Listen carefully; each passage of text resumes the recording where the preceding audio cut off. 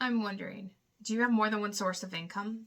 More than likely, if you're like most Americans, you don't. But if you're like most millionaire Americans, you do. In fact, there was a survey out of CNBC in 2018. Yes, a little dated at this point, but I'm sure the numbers are still relatively the same. At that time, though, there were 65% of people who were millionaires who had three sources of income. 45% had four sources, and 29% had five or more sources. So the thing is, when you look at those numbers, you can kind of figure out how it is that they get ahead and they stay ahead.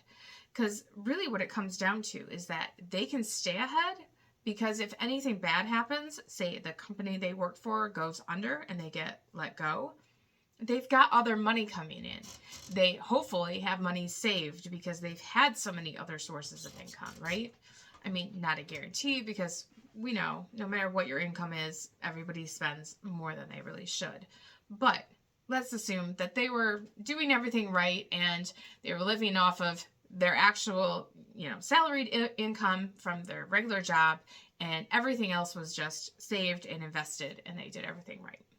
If that were the case, they would be in a pretty good position if they were to be at a company that went under, because they're going to be able to keep paying their bills. They're not going to lose their house or their car. Their credit's not going to get screwed. They're going to be okay. But the question is, how can you be like them? We want to get to the point where you have more money coming in without you having to do a ton of work, right? But the fact is that even those people who were in that position, most of them, it took time and some money to get there. Not all of them. Obviously, there's some people who, they were given whatever they were given. They were kids, they were given college education, they were given, trust funds, they were given money to help them start a business. If you were in that position, you'd take it too. But most of us aren't in that position. So most of us will have to find a way to put the time, money, or both into building things up for ourselves. But that being said, there are a few steps that I have come up with here so that we can make this as logical for you as possible. First, we have to get rid of your debt. And I don't mean all debt. I just mean the bad debt. So we're looking at anything that's like a credit card, anything with a high interest, any kind of loan, car payments even, anything that has a really high interest rate. We want that to go away because that, unfortunately, is way too much money getting spent out that needs to go into building your future. So if you want to try to do that, being the new year, if you're interested in trying to get your life situated financially, I have a free resource for you. With that, you can learn to pay off your debts in the right order so that you pay the least amount of interest, they get paid off the fastest. You're going to learn how to build your credit score, build an emergency fund, and to get a month ahead on your bills. So that's all for free, and I want you to succeed with this, right? That's your first step. Until you have that burden off of you, it's going to be so much harder for you to go to the next steps or even to be able to see yourself as being there, right? So let's move on. If you have gotten rid of all of that bad debt and you've just got, say, a mortgage or something, then we actually have to start looking at how you're going to bring more money in. And the easiest way, honestly, is to start part-time with some other business, a freelance type job, maybe based on something you already do, or some kind of gig work. We're looking to build the money up so that we can put it into something else, or to get you out of a job that maybe isn't paying enough so that you could maybe take some schooling or maybe even just have the leeway time in between one job to the next, because there's usually time from the time you last get paid to your next paycheck for the new place. And a lot of people can't switch jobs because they can't get past those weeks, right? So if we can build up the money to be able to put you in a position to where you can get to a better job and hopefully make more money, even if you're not working less, we can get you situated, right?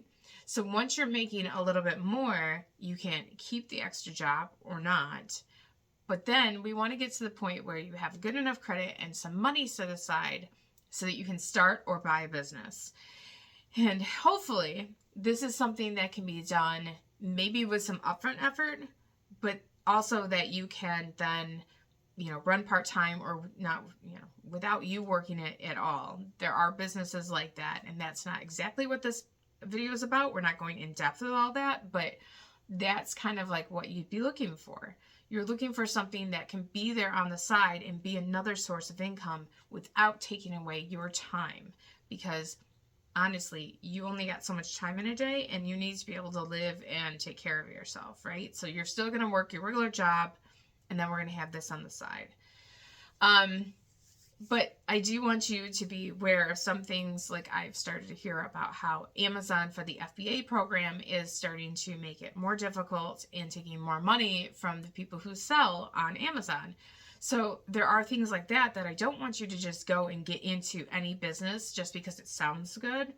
I want you to do things that are going to be able to be sustainable, and you have more control and more reliance on yourself. I don't want you to be relying on a company like Amazon, who at any point in time can just change, and then there goes the whole business, right? Okay, on to step 4.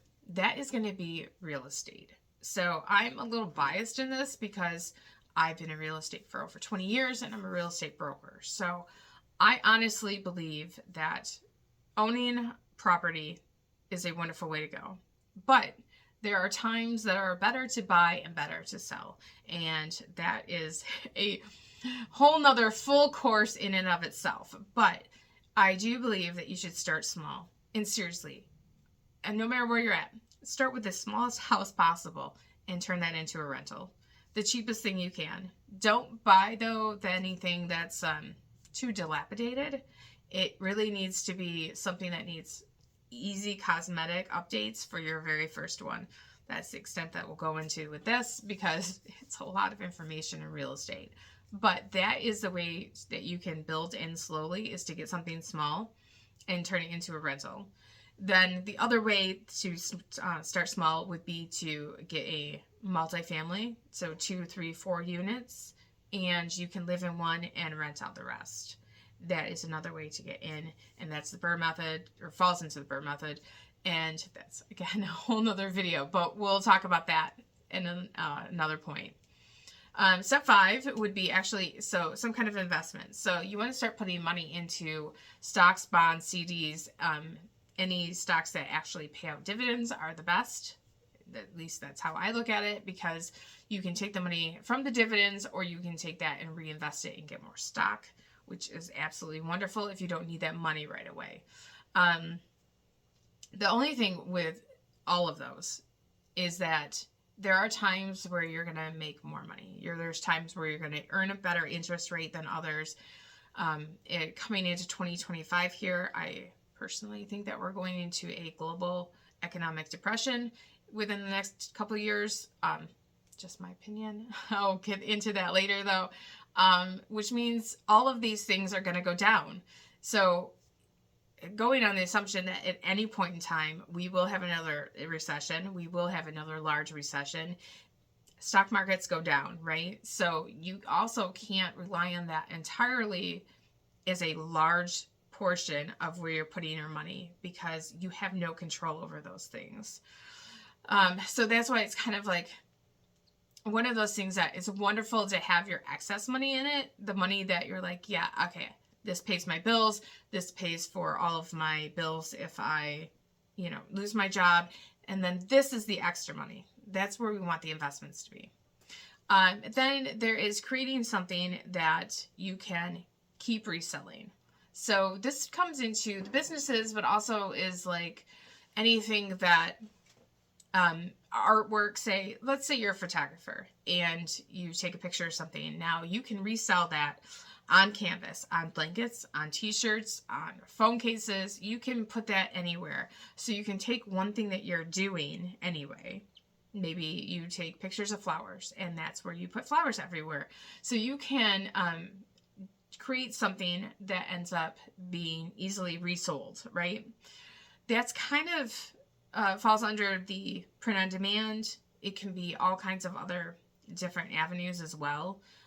But something like that is going to be something that you can keep coming back to again and again. So that's always a great form of a business to have. The last thing we're going to touch on here is making money from your money.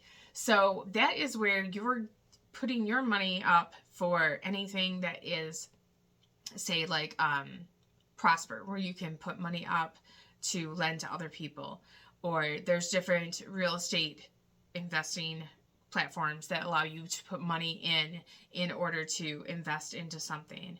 Those type of things where you're lending your money in so that other people can do other things with the money. Some of them are so where you're going to get paid back when they pay off their debts. Some of them are for them to make money, but there's a whole range of things that you can do. But this unfortunately falls just like investments, because the guarantee of getting paid back isn't as good as, say, owning real estate yourself, right? So it's kind of like that last case scenario for you to put your money in, but it's a great way to make a good amount of money, because in a lot of cases you can charge pretty high interest rates on those. So that's a good place to be. And I would suggest that for anybody who's getting to the point where they have 5 sources of income and they're like, okay, what do I do with my money? You have your money make more money for you. So I hope that this was helpful. I hope that you can kind of see where we're going. This is all part of my $0 to $1 million in a year challenge. I am going to be doing 5 sources of income this year, and I'm hoping that all 5 take off. If not, hopefully I can stay at least 3. And I'd love for you to follow along. If you are interested in paying off your debt, totally free course. That was going to be a paid course at one point, so it is extensive. I have touched on everything you need in order to pay off your debts fast, get rid of all the high interest as fast as possible so you're paying out less in interest. You're building your credit score, you're building an emergency fund, and you're getting a month ahead on your bills, because at this point, you deserve it. I know you've been working hard. You've probably worked way too hard, and you've probably worked harder than those millionaires have. So at this point in 2025, I want you to get rid of all that bad debt. I want you to get more sources of income, and I want you to become a millionaire. So I hope that you join me. Till next time.